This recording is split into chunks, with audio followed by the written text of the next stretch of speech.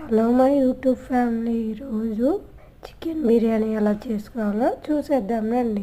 ఒక బౌల్లో చికెన్, నీళ్ళు, ఉప్పు వేసుకొని శుభ్రంగా కడుక్కోండి. ఇప్పుడు ఆ చికెన్ అనేది 525 గ్రామ్స్ ఉంది. ఇప్పుడు నా సజెషన్ ఏంటంటే 250 గ్రామ్స్ బియ్యం తీసుకోండి. అది ఏ బియ్యం అయినా కానీ.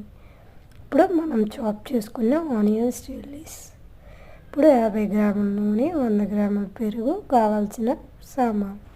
ఇప్పుడు స్టవ్ ఆన్ చేసుకొని ప్యాన్ పెట్టుకొని అందులో ఆయిల్ వేసుకోండి. 50 గ్రామ్స్ నూనె, అందులో మనం చాప్ చేసి పెట్టుకున్న ఆనియన్స్ని డీప్ ఫ్రై అవ్వనివ్వండి.